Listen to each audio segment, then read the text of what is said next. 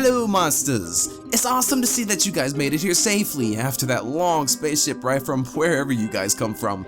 So after digging up some dead folks at the old cemetery down the road, just to make sure that none of them had turned into zombies yet, I stumbled across someone who was, well, digging up these bodies I guess to check for the same thing, I think. So you may be wondering, what do we have in store for you tonight, monsters?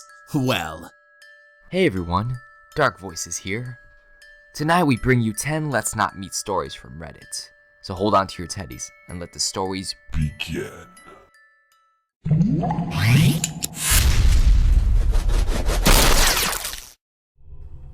Crazy-Eyed Guy by Liam. So this happened a week ago at around the same time, around 2 a.m. Just a bit of background, I live in the UK. I live in a fairly typical student house, in a bad area full of damp, etc. Anyway, it's the Easter holidays here and we got 2 weeks off. So there's 7 of us in the house usually, but everyone has gone home. I don't have a lot of family and I have ridiculous amounts of work to do. So I decided to stay here for Easter. Now I don't care when I say this, but I hate being alone. Every little noise at night still freaks me out and I'm 22 years old. Anyway, yesterday I set up camp in the living room, doing some work with headphones in. There's a door from the living room that leads to the backyard. Really small yard with another door leading to a small alley. I go out for a smoke down the alley, which is creepy as hell. I get back, but do you ever have that something's wrong here moment? I did. I was thinking how paranoid I was. I walk into the kitchen, I got a drink, and I definitely heard a noise. I got a knife out the drawer. There was a shadow near the empty space where the old washing machine was. I nearly pissed myself. Don't know what to do. I don't know why I did, but I threw some kitchen towel at him. He screamed, and he banged his head on the wood. I was standing there with a knife, and the guy looked at me dead in the eyes. He had some crazy contact lenses, like blood red ones. Just made the situation worse. I just got out and I called the police. He ran out through the door, into the alley. I rang the police, told them about it, completely forgot about the washing machine space. I showed the police where he came in. There was a bag with 3 knives, lighter fluid, and matches. I honestly didn't know what to do. Safe to say, Crazy-Eyed Guy, let's not meet.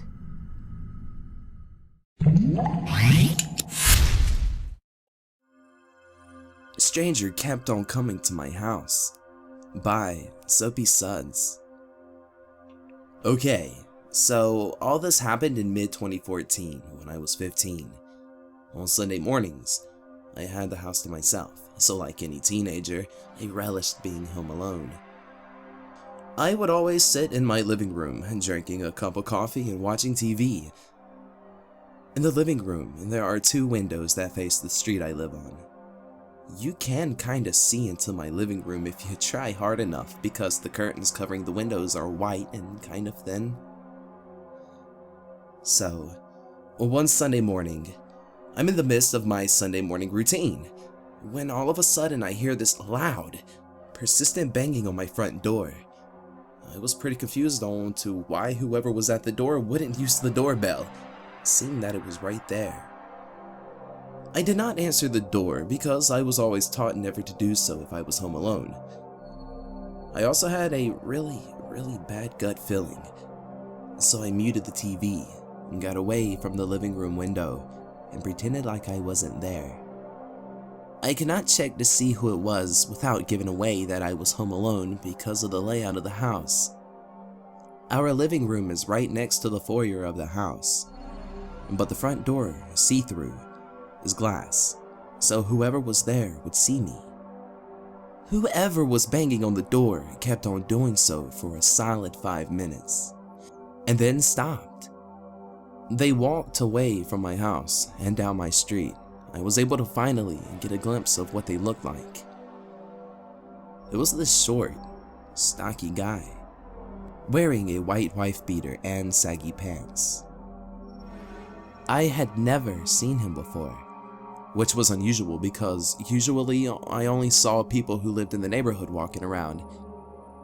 He looked a bit off. I can't really explain it, but my gut feeling was that something was wrong with this guy.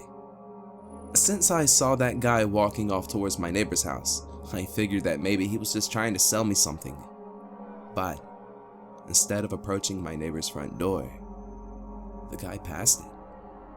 He then passed all the neighbors' houses that I could see and continued walking on the road, not going up to any other house. I sighed, a breath of relief, thinking that maybe it was all just some huge misunderstanding, and then I relaxed and went back to my Sunday morning routine. About 20 minutes later, I hear the guy banging on the door again. This time, I was paralyzed by fear and decided to just hide in the corner and hope that he would leave.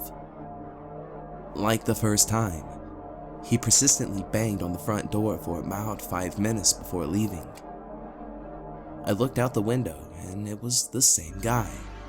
I was pretty freaked out, and my reoccurring visitor had caused me to cut my morning routine short and retreat back to my bedroom. I was pretty scared and expecting the guy to come back again, so I had 911 on speed dial just in case things took a turn for the worse. Like I had previously anticipated, the guy came back after another 20 minutes or so, banging on the door, which now had pushed me to the breaking point. At this time, I was freaked. I called my mother and I told her about the situation. She came home immediately. The guy stopped coming back to my house and I promptly felt better about the situation and thought that maybe, just maybe, I had overreacted. But I was still on edge nevertheless. The following Sunday, the guy came back. But I wasn't home alone this time. My mom and I were the only ones there, and neither one of us were fond of the idea of answering the door. There was just something that told us not to open that door, so we just ignored the guy. This persisted for a month or two. Every Sunday from about 9 to 11, the guy would come around banging on my door. Then, it had stopped, and I never saw the guy again. I have no idea who this guy was or what he wanted, and I don't really know if I wanted to know. All I know was that my gut was telling me not to open that door. To this day, even hearing someone ring the doorbell or bang on the door causes me to feel a wave of paranoia and act cautiously.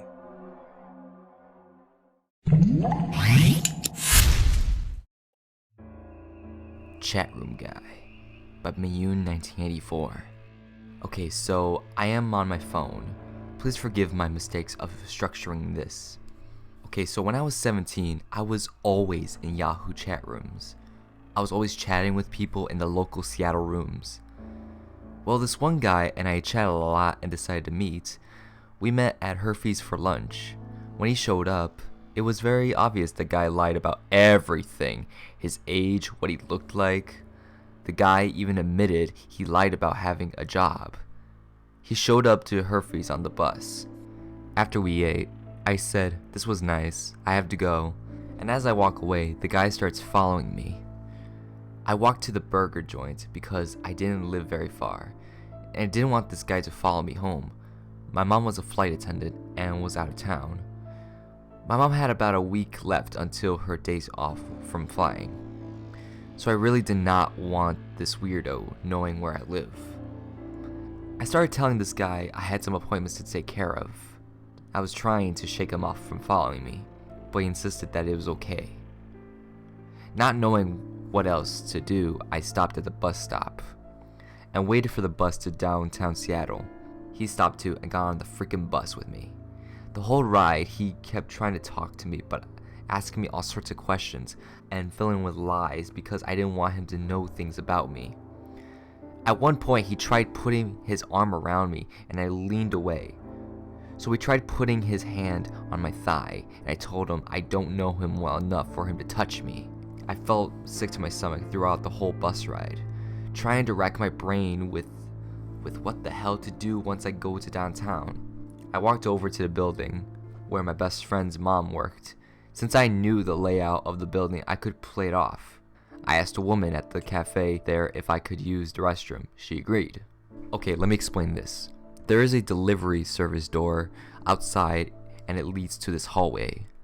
And this hallway has doors that lead to all the different shops and to a service elevator to take things and merchandise to the other stores on the upper levels. So I exited the cafe through the back door and into the hallway and left the building out the door next to the docking bay. I took this as my chance to make my way to the bus stop to go home. I was going to take the express bus and just get off at the airport instead of the other bus that takes forever. Well, as I make my way to the bus stop, I see the guy in the cafe still waiting for me. I managed to make it on the bus and never saw the guy again. However, a few nights later, I was on Yahoo Chat again when someone messaged me and I told him I wanted to see a picture to know who I was talking to. I see the picture and instead pick up the phone and call one of my friends. The friend I call, his mom and aunt were really good friends with my mom and aunt. And our grandmothers had been close friends too, back in Eastern Washington before either of us were born. So he answers and I start talking to him. Hey, are you on Yahoo Chat right now? No, why? Someone is trying to talk to me and they gave me a picture of you, claiming it was them. Well, I go back to talking to the guy online and he admits it's not a picture of him. He admits who he is and said he felt we had a great connection but lost me. He started to confess his love to me and everything. I cussed the guy out, told him I lost him on purpose. Then I changed my Yahoo name and never met anyone from Yahoo Chat in person ever again. Creepy internet clingy guy, let's never meet again.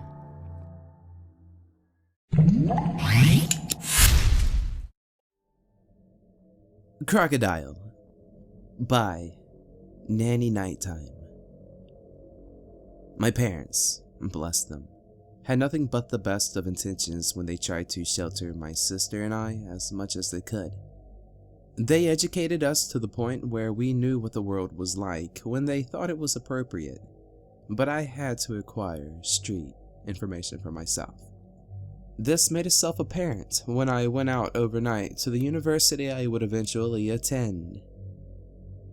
Sitting in my host's dorm room, one of her hallmates passed by and mentioned he had special cookies. They all were excited, so I threw them off when I legitimately asked if his mom made him cookies or something. Flash forward to last year. The first semester of junior year is spent abroad in my university's London site. My drug knowledge has gone up a bit, but as the one vice I have is Jack Daniels. I still don't know much. My best friend Sammy was among the students who went, so many of our 3-day weekends were devoted to travel. Airfare was cheap, so why not? This particular weekend brought us to Kyiv. We arrived and promptly made friends with a group of girls at our hostel from Maripol who thankfully spoke English. They invited us to a nightclub, and we accepted. I was in a particularly good mood for whatever reason, and found myself quickly indulged in the whole scene. After dancing with some of my new friends and Sammy, I excused myself to go to the bathroom. Hey, psst, little blonde girl. Even over the music, I heard it, and knew that it was directed at me. It was a man who looked like a bear. Huge, dark features, leer in his eye. I, of course, in my drunk state, was thrilled to make a new friend. He asked if I wanted to have a good time, and if I liked what he offered me, I could have an even better time with him and his friends. He produced what looked like a vial of murky red liquid. I took it, and then he pulled out a needle. That spooked me, but I was also intrigued. I watched him fill it up, tap it. I felt the little splatters go on my arm. A faint scent of iodine filled the air, and suddenly, My brain snapped back into reality. I need to go. I mumbled. He did not like this and grabbed my wrist, turning it so my inner arm was facing outward. But my friends want to meet you, he said, waving the needle in front of me. I stepped on his foot, hard. He lost his grip, and I ran back to my friends. I had asked if we could leave, but I was too shaken up to tell them what exactly happened, and I really didn't want to spoil the evening. The next morning, we all met for breakfast. I had decided to tell them about my experience from last night. The girls from Maripol grew somber. Did you say red liquid? I nodded and then said, yeah, it smelled like the doctor's. With a horrified look, one of the girls said, that's crocodile. Okay, don't touch that stuff. It really messes you up. A girl like you, who's never taken drugs? Yeah, that stuff is not like ketamine, but I think that guy might have wanted to try to hurt you. You said you washed your hands, right? Because that stuff, it'll rot your flesh. Come to find out, it was a drug called crocodile. I don't think I'll be going back to Kyiv.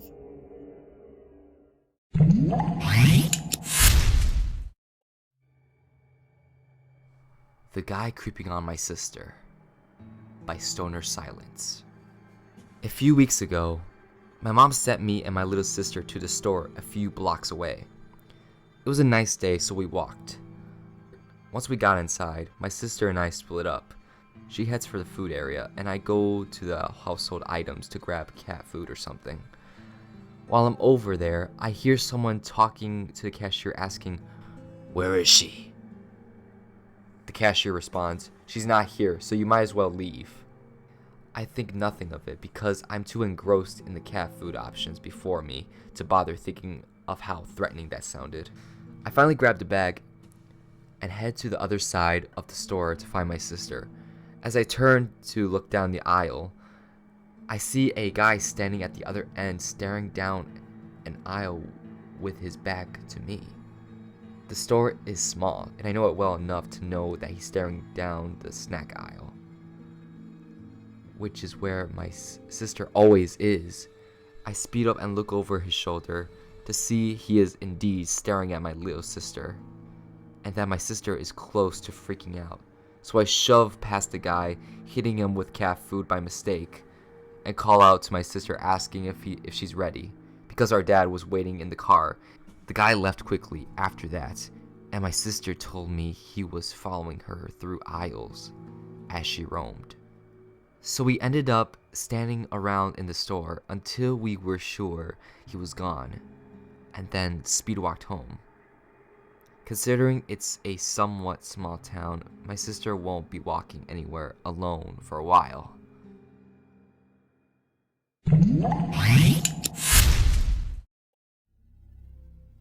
Strength in Numbers by Artemis8819. This happened when I was a freshman in college in Boston, about 10 years ago. The campus was urban and was in the middle of downtown. Not your traditional college campus, kind of a cluster of college buildings on the city street in front of a park. The area has definitely gotten a lot better since the schools expanded, but when I went there, it was a bit rough at night. A few junkies and homeless people would wander around, and there were periodic muggings in the park. My roommates and I were all up late doing homework. We were hungry and wanted junk food, but all of the stores in the college buildings were closed, and it was the weekday, so our beloved pizza place wasn't open late either. That left 7-Eleven. All of the students were warned by college staff not to go to this 7-Eleven at night, especially alone. It was located right in the buffer zone between a rougher neighborhood and the college. The 7-Eleven actually closed for a few hours at night to prevent robberies. Usually there would be a few sketchy characters out front just hanging out or trying to sell random stuff, that was clearly stolen, like cell phone chargers or other items that you would find in a car. Well, my 3 roommates and I, all being young college students, chose junk food over personal safety. We thought that no one would bother us if we all 4 went together. We bundled up and did the 2.5 block walk to 7-Eleven. Our dorm room was a straight shot down the street until you reached the other dorm. You turned, and then 7-Eleven was half a block away. I remember there being a big semi-truck with a trailer parked on the side of the road, and so we were obscured from anyone who was driving on this road. We had reached the store without incident. There were 4 sketchy-looking older men out front, but we ignored them and went in and bought our chips, raw cookie dough, and sodas. The 4 of us walked out, and all 4 of the sketchy guys abruptly turned, fanned out into a line, and started to follow us. I don't remember much about what they looked like, but they all wore ragged clothing, and I vividly remember them walking with that predatory swagger. We immediately realized what was happening, but we were all dumb 18-year-olds and we really didn't know what to do but keep moving. We got back to that part of the sidewalk that was blocked by the semi and started speed walking, knowing that no one would be able to see us if they tried something. Stupidly, we didn't run, as if that was going to spur them into attacking. Anytime we sped up, they sped up. We managed to keep distance between them until we passed the truck. We finally got to the corner, pivoted, and then ran into the first dorm, even though it wasn't the one that we lived in. As we caught our breath and shivered about our encounter, one of my roommates went to the front door and peered around the side. You guys, they're waiting for us. The 4 guys were 2 building links down the sidewalk, in a cluster, watching the dorm building. My roommates and I stayed in the building lobby for 30 minutes until the sketchballs finally crossed the street and wandered off into the park. I tried to convince my roommates to get a security guard to escort us back to the dorm, but my boy crazy roommate recruited a couple of guys to walk us back instead. I don't know what they were planning, but I never went back to that store at night, even when I thought we had strength in numbers.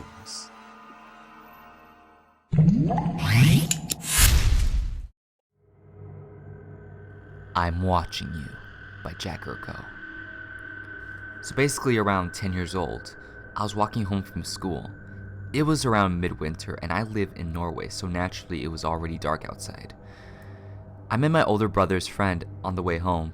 He told me he was going home from our house. So we stopped and talked for a second. Then he left and I started to walk again. There was a parking garage right next to me, and there was a hill which I was walking up. I have a weird feeling, like if someone is watching me. So I turned around and I saw nothing. I thought to myself that it was just my own imagination, but then I just had to check again. So I turned my head to the right, and suddenly a snowball lands directly in front of me. It scared the crap out of me. And I look up and to see someone standing on the garage. Now I knew it was that guy who threw the snowball. But I look at him and he looks like a gang member of some sort. And he does a movement with his fingers. He points at his eyes and then at me, which means I'm watching you. My heart starts beating at an alarming rate. Adrenaline starts rushing through my veins, and I start to walk faster. I turn around, and the guy jumps down from the parking garage. He starts to slowly follow me. I start walking even faster. He speeds up. I start running. He is at the edge of running. So at this point, I'm scared as hell. The guy is running after me. I have adrenaline pumping, and I'm thinking, what do I do? I was not very far from my house at this point, so I thought, if I run to my house and lock the door, everything will be fine. But then, suddenly, the guy stops. Now I'm really scared. So the fact that he stops does not bother me one bit. I keep running for my life. I cross the street and everything is fine. With me. I think to myself, okay, I'm just gonna get the heck out of here. So I stop running and I instead start walking faster than normal. I can see my house. I think to myself, now let me just get in my house because I'm scared as hell. But then I hear a scream, like if someone was being kidnapped. I turn, I see the gang member and his gang kidnapping another child. So I started to question what to do.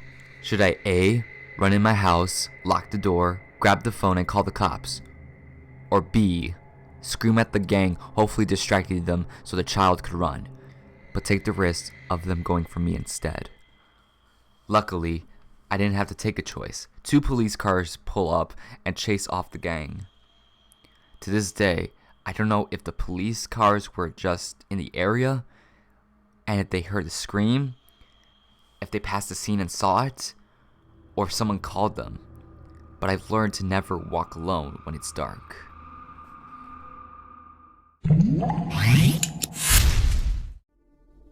Creep at the Library by Creepy Dad, I Love You. And this happened about 6 years ago. I was 13 years old. One summer, my mother, her boyfriend, my younger sibling, and I stopped by a small public library. Now, this library was no bigger than the average classroom, and it was mostly empty besides a few other utilities and the computers and, of course, the librarians. I had just wandered just outside from my parents and into the young adult section when this short, overweight woman, and probably in her 40s, and came up to me and asked if I could help her. I thought she had mistaken me for a worker there, so I apologized, but she touched my arm to keep me from walking away. She continued to talk. Her voice was a bit gruff. I need your help. I'm a private investigator, and I'm currently following a target. I need to call him, but he'll recognize my voice. I was wondering if you could come out to my car and maybe make the phone call for me. It'll be quick, just a few minutes. As a 13-year-old girl, I was well aware and afraid of stranger danger, so I said something along the lines of, I can't, I'm sorry. At this point, the woman, she became very frustrated with me. She let out this sarcastic breath and said, no, it's not that you can't, it's that you won't. I was very uncomfortable and my voice began to shake a bit as I said, yeah, I am sorry. My mom's boyfriend overheard me talking to someone and approached us from one of the other sections. This woman had walked off before I had even begun to explain to my mom's boyfriend what had happened. And not only had she walked away, but she had left the library entirely. I got brave and looked around, and she was nowhere to be found. My parents, they thought little of it, saying that she probably was just on drugs or something. But looking back on it, seems more like she was trying to kidnap me. We were in a wealthy area, definitely not known for drugs, and the woman, she didn't seem high at all. Well, at least it wasn't like any high I've ever seen. I still wish that I had said something to one of the librarians, or that my parents had taken it seriously. I could have possibly saved another girl from something awful.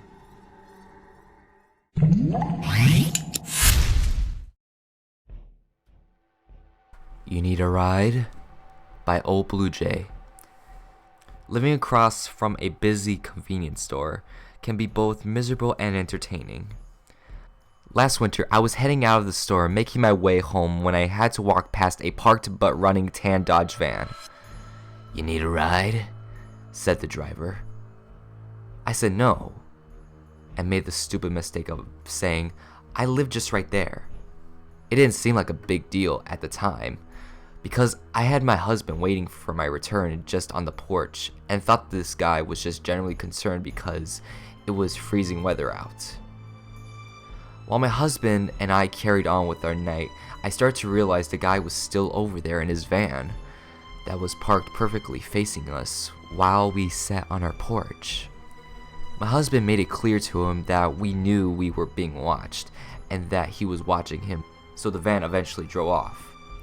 But he started to drive by more about 5 minutes later, breaking his neck to look at me.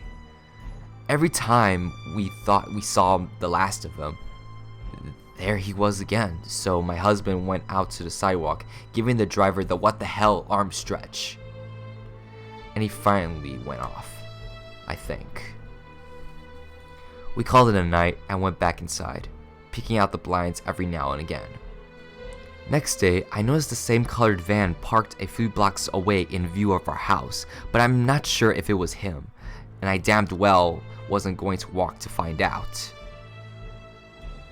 I didn't see the guy again for what seemed like forever, but I'm a paranoid person, so I was constantly looking around and staring down every tan Dodge van that drove by the house.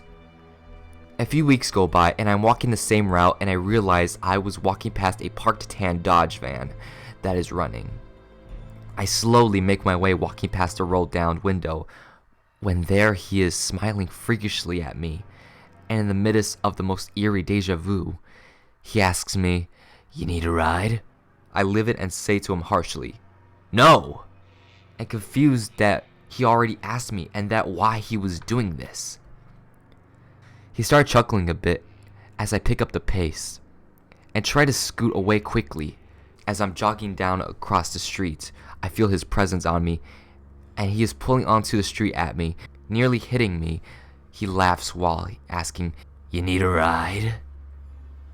I'm bursting through the door, nearly in tears at this point. My husband is concerned and I tell him that freaky situation just happened.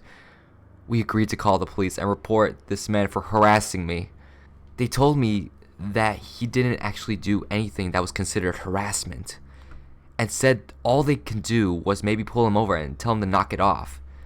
I haven't seen this man and hope to never see him again.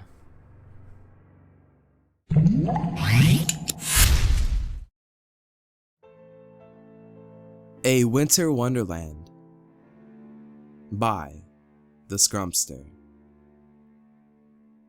My family owns a cabin in upstate New Hampshire, and it's literally my favorite place in the world. It's on a small, very secluded lake, shared by only a few other cabins. Now, most of my neighbors only visit during the spring and fall months, and even then it's pretty rare to run into any of them.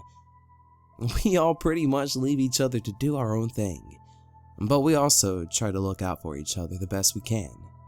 We'll occasionally check in on each other's properties during the off-season visits, just to be sure there hasn't been any damages from storms or any break-ins, etc. We all try to be good neighbors, because the lake is a pretty popular fishing location in the area as a result of it being so secluded. It's not unusual to see people who don't live on the lake in a boat or hiking around with a fishing pole. In the winter, it becomes a popular place for ice fishing and snowmobiling. So again, it kind of reinforces why all of us who own property on the lake try to look out for one another, as there are people coming and going at all times of the year. There have been a few break-ins on the lake over the years, but honestly, in the 30 plus years I've been going up to the cabin, there have only been a handful. Occasionally, someone's canoe or kayak will go missing, but that's pretty much the worst of it.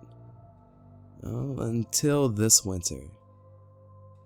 My wife and I decided to take a week-long vacation at the cabin this winter, and she was getting ready to start a new job, and I had leftover PTO from the previous year, and so we figured we should take the opportunity to get away before our schedule started getting busy again in the spring. It was sort of a spare-of-the-moment thing, but once we got the idea of spending the week alone together, relaxing by the wood stove, drinking craft beer, winter hiking, and binge-watching DVDs, we couldn't get it out of our heads. 2 weeks later, we were packed up in my father's F-150 and we were on the road. Things got wacky immediately. But first, there are a couple of things you need to know about this location. Now, the lake basically sits in the middle of a dead zone as far as wireless reception goes. Sometimes you can randomly get a couple of bars of service, but never with regularity. The isolation and feeling of being unplugged is one main reason I love going up to the cabin. It becomes a lot easier to not glue yourself to your phone when you physically can't. Secondly, as mentioned before, this place is secluded. It is a solid 10-minute drive before cell phone receptions kick in with any sort of consistency, and about another 5 before you reach town. A couple of years ago, and after much debate within the family, we decided to break down and get a satellite dish installed so we would have some connection with the outside world. We essentially have basic cable for news, weather, and a phone line. However, my folks have the service suspended at the start of winter since our family rarely visits during those months. So, my wife and I were heading up without a phone connection, but it had never been a problem before, so we didn't really think anything of it. It hadn't snowed too much in our area, but the ground was still covered in a few inches of old snow, and there were snowmobile tracks all over the place. Before reaching the final turnoff towards the cabin, you have to drive over this causeway. That's a fancy term for a land bridge. And while crossing it, you really get a good view of both sides of the lake. It had been cold for a few weeks straight, so the lake was frozen over. I looked out over the lake and saw what appeared to be 2 guys ice fishing, sitting on a picnic table out in the middle of our side of the lake. It was my neighbor's picnic table. I knew right away that it was his because of his very distinct paint job. This exact thing had actually happened before, and the last group of fishermen that did this left his table out on the ice, and it fell through once the lake started to thaw. Because of this, my neighbor had chained his new picnic table to a concrete footing on the edge of his property. So, that means these guys either broke the table to get it out on the lake, or they broke the chain. I'm also pretty confident that that wasn't my neighbor out there on the ice, because, well, he lives in Florida, he doesn't fish, and never visits in the winter. This pissed me off. I say something along the lines of, "Again? What the hell is their problem?" to my wife, and she reciprocated in a similar fashion. Since both of us were in agreement, I sped up to get to the cabin and confront them before they could run off. Now, I didn't really have a plan, but I figured I would go yell at them and threaten to call the cops if they didn't put it back, which I couldn't actually do. I kind of figured that as soon as they saw the truck turn down the road, they would take off anyway. I was right, but oddly, more right than I knew. As we came down the road, I noticed a few things that struck me as odd. First, there were 2 dudes jumping onto and starting up snowmobiles that were parked in front of my neighbor's cabin. Second, the front door to the cabin was wide open. Lights were on, and there was smoke coming out of the chimney. I stopped the truck about 50 feet from his driveway and watched as the 2 guys drove the snowmobiles out onto the lake, and picked up their buddies, and sped off across the lake into the woods. We kind of just sat there for a minute or so, dumbfounded. I wasn't really sure what was going on, but it definitely didn't feel right. I guess it was technically possible that my neighbor was visiting, or that maybe he rented his cabin out to some people, but my gut told me that wasn't the case. There were no cars in his driveway, and the guys on the snowmobile were definitely in some sort of hurry when we pulled up. Also, it was like 10 degrees outside, so why would they leave the door open? After snapping out of it, I parked the truck in front of our cabin and walked over to the edge of the lake. Sounds traveled pretty well out there, and I could hear the snowmobiles getting farther and farther away. I unlocked our cabin and threw a quick start log into the wood stove, and then my wife and I headed over to my neighbor's cabin with our dog. I called out hello a few times and got nothing back. As we got closer, I could clearly see that the front door was splintered and had been pried open. My wife and I had unknowingly pulled up while people were actively breaking into my neighbor's cabin. Not exactly an ideal way to start a relaxing winter getaway. My family is on really good terms with our neighbor, so I went ahead and stepped inside to check it out.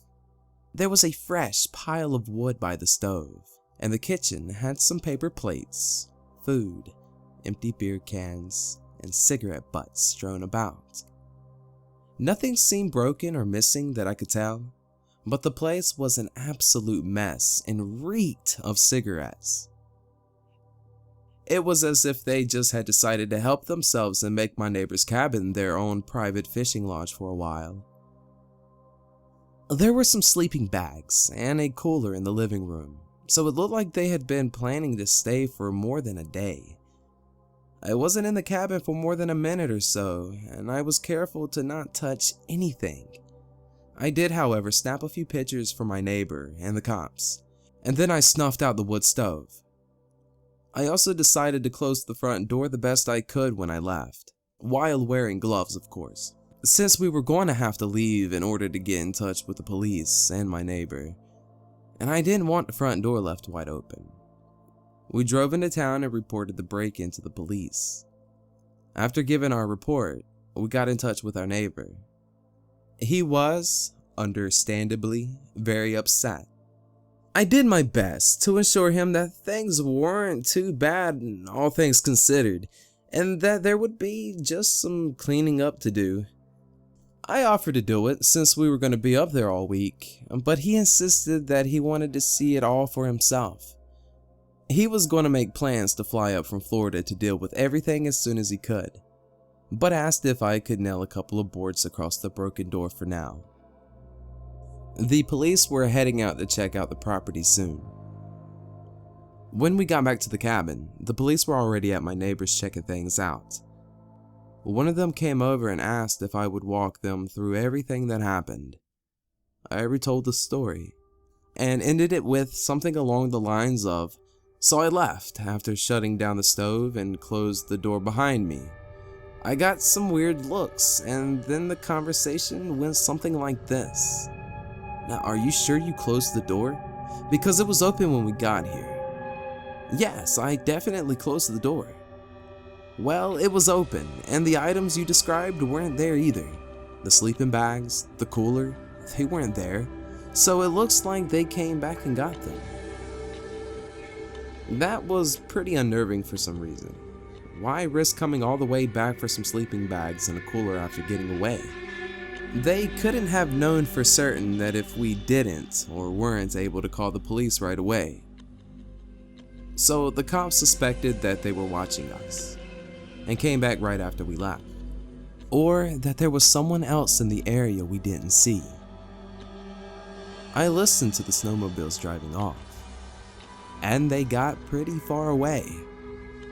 They kept going until I couldn't hear them anymore, and the woods on the other side of the lake is completely untouched wilderness for a few miles.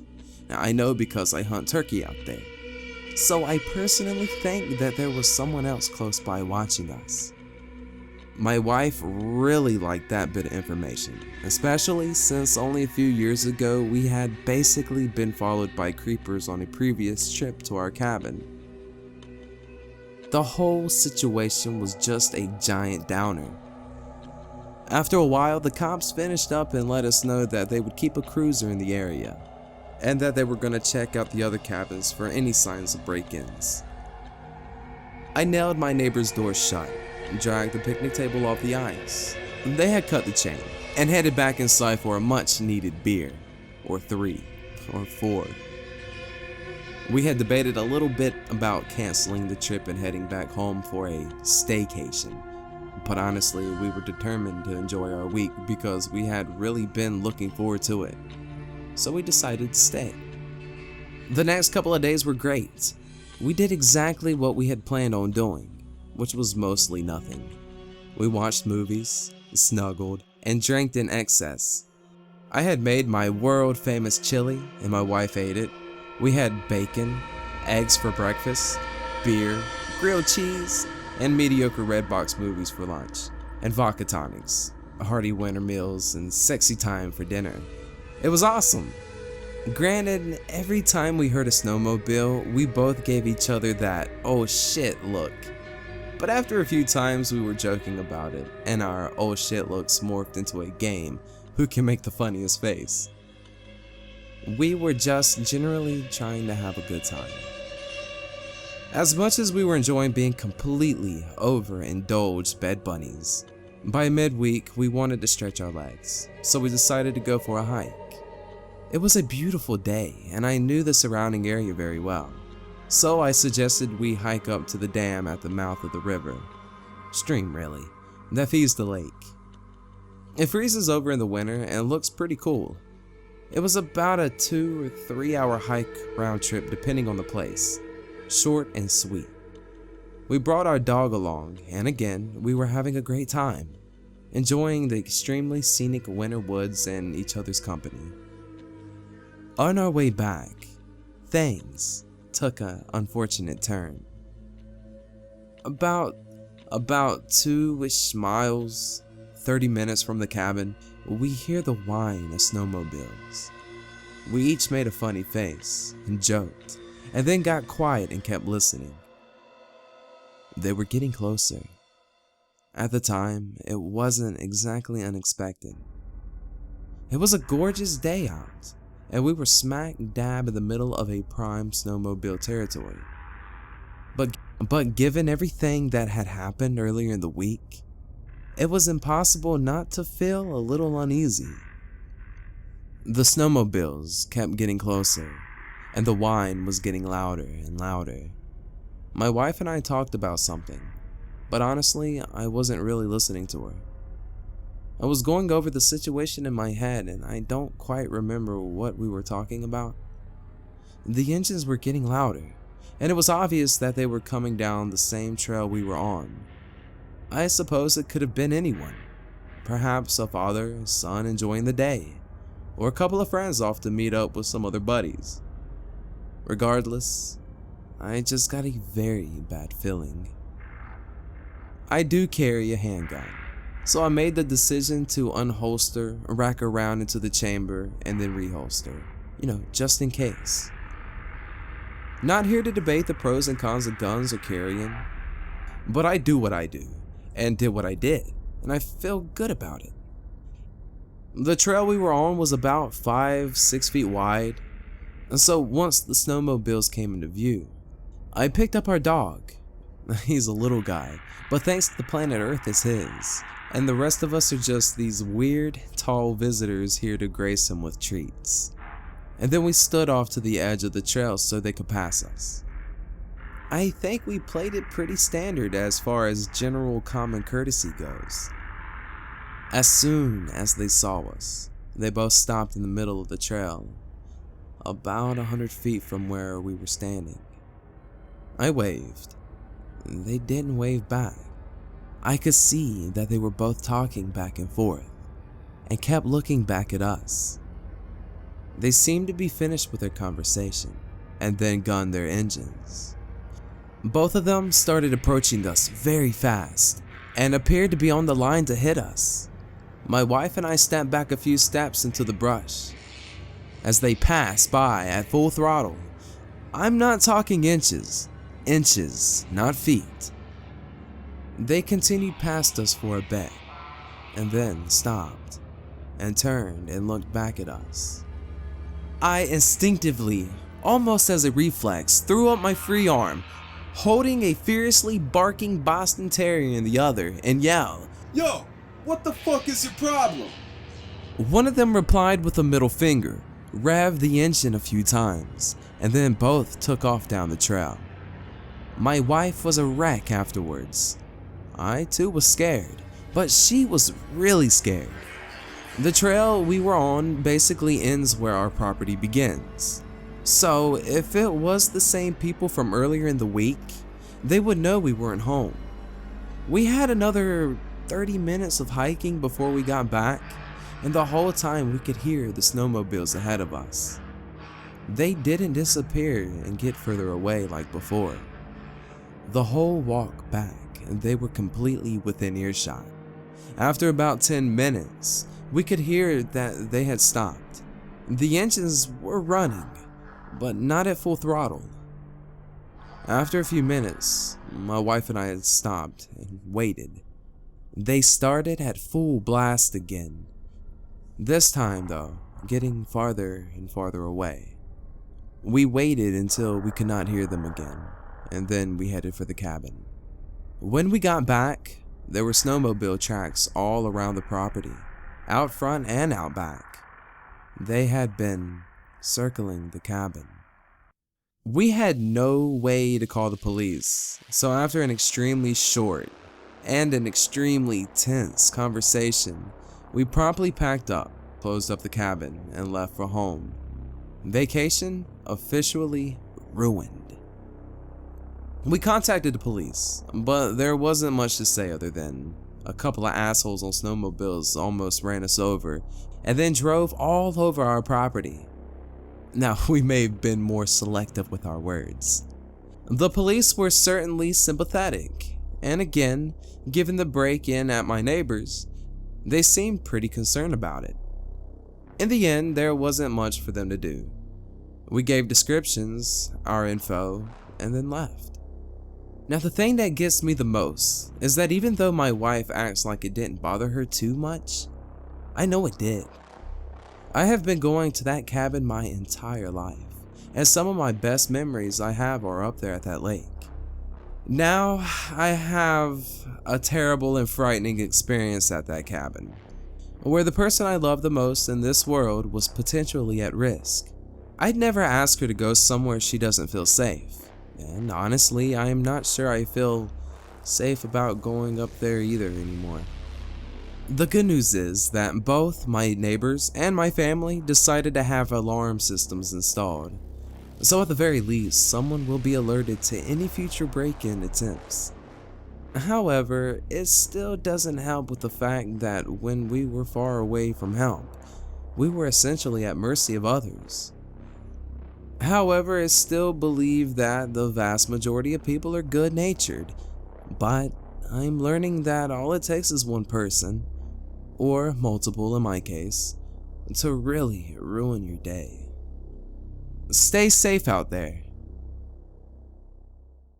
Well, monsters, I guess it's time for us to go. Unfortunately, your spaceship has already left about 10 minutes ago, and those dead bodies that I dug up earlier, yeah, they're zombies, so we better get out of here. But before we have to run and barricade ourselves in that building right across the street, I would like to give one monster shout out to Dark Voices. And monsters, be sure to check out his channel. Just click on the link right here. And big shouts to all you monsters out there too. And I really hope you enjoyed the video. Be sure to leave some comments below. And if we can get at least 2 likes on this video, I'll make sure each one of you monsters gets your own 3-headed beaver to snuggle with at night. And if you like, be sure to subscribe and become a monster today. I really appreciate all of you being a part of this community, and like always, till next time.